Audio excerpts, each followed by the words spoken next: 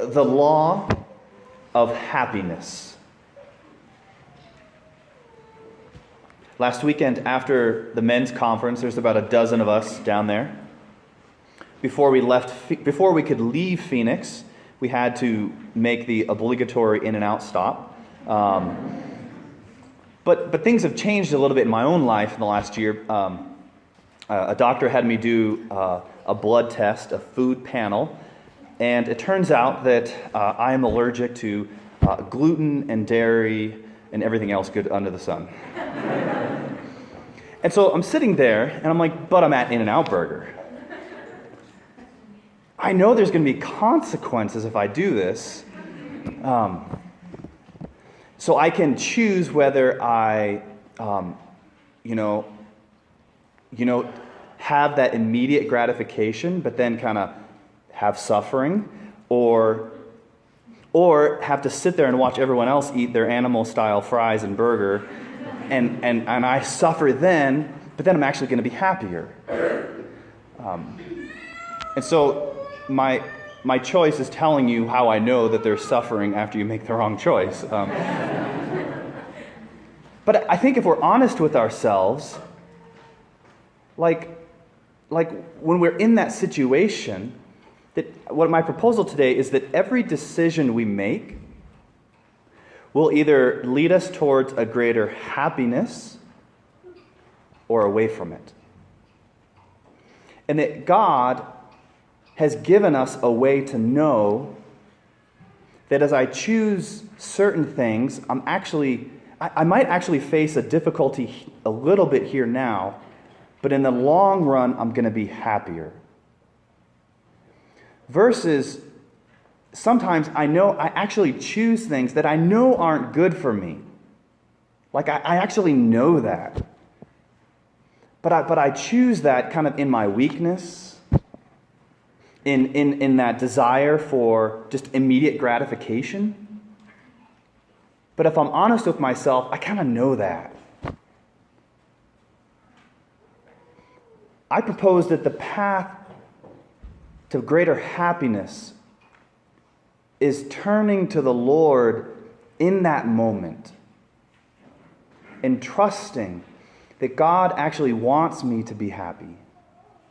And if I can just face whatever difficulty is going on here in this moment, that I'll actually be happier in the long run. And so my happiness or not is actually more based on what I choose. The book of Sirach says, "Before man are life and death, good and evil. Whichever he chooses shall be given him." And so we actually, in God's perfect wisdom, we actually get what we choose. And so I guess the first proposal I have is, do I believe, do I trust that God wants me to be happy? And that there's a path that if I choose it, that I'm going to be happy. And it's a little different. It's not like the first example. You may look at me and be like, "Father, I don't have those issues. I'm going to order 2 double doubles." Like it's different when it comes to like God's law. It's not just. I think we think about it in the same way of like, "Hey, that's your preference. I actually prefer to get it protein style." But with God's law, it's not preference. It's how we were made. And that when I decide certain things that are in keeping with my nature, I'm going to be happier. The other example, it's maybe another little silly, but when I was a kid, my mom would sit there and the vegetables would be sitting there on my plate, and my mom would say, "Matthew, you actually don't have to eat those vegetables for dinner." And I'm like, "I don't?" She's like, "No, I'll just put them in the fridge and then you can have them for breakfast." I was like, gosh, I can suffer now and be free, or postpone it. But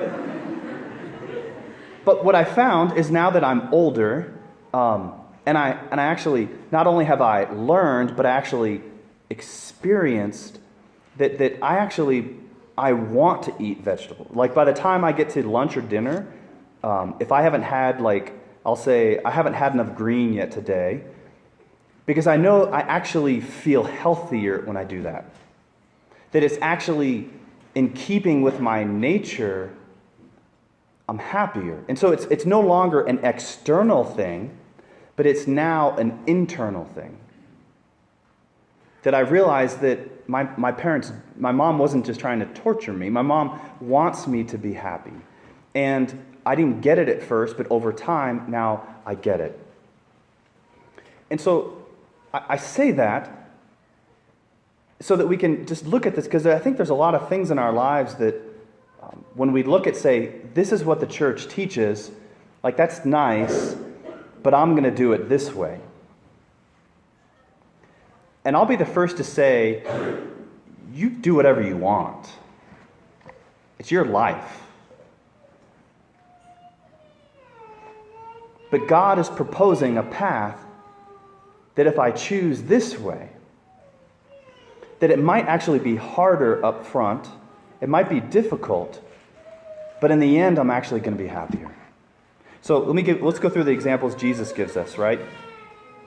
The first, he says, "You have heard that it was said to your ancestors, 'You shall not kill,' and whoever kills will be liable to judgment. But I say to you, whoever is angry with his brother will be liable to judgment." When we look at when we're angry at our brother, the interesting thing about it is my brother may not even know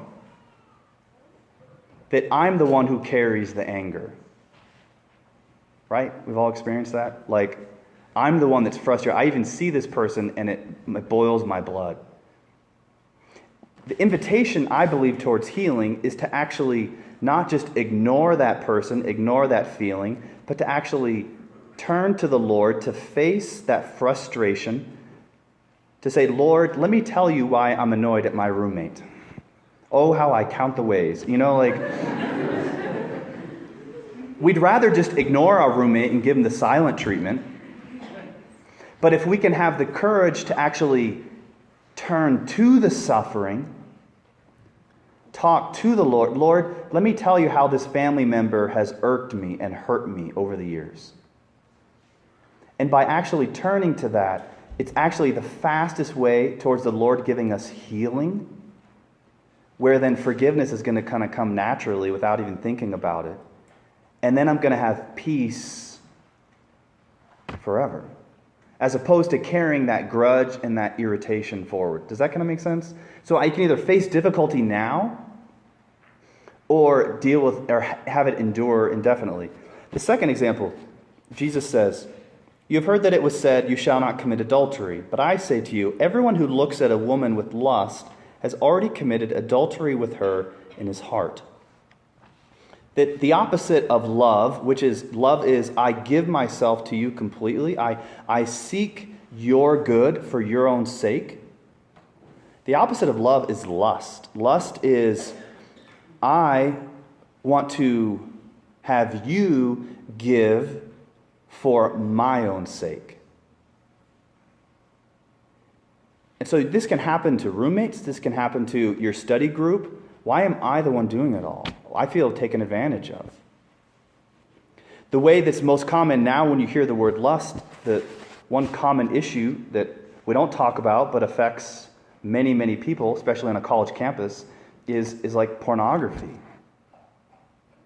That here's this thing that I experience, and some people will argue, what's the big deal? It's not a big deal. I was like, well, I think we all know that. We walk out of our room after maybe experiencing that, and none of us feels like a better person.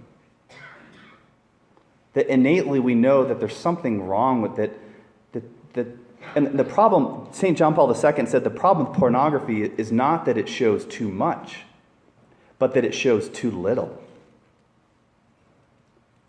It shows too little of the human person before me. It has me, you take from this person as an object rather than this is a person with, with a name and a story and relationships and goals and desires in their life. This is a person. versus this is something for me to feel better about myself for a moment, but then I carry that shame going forward. And so Jesus wants to heal our heart of this taking and redeem it and teach us how to give. And so the answer, kind of like with the first thing, is that when I feel temptation, that whenever I feel like I'm missing out or I feel the temptation to take, that's the moment to turn to the cross and say, Jesus, this is really hard. I feel really alone and frustrated because all my roommates went out without me tonight, and I hate being alone. All my friends are like out at that party, or they're all dating somebody except for me. I hate it.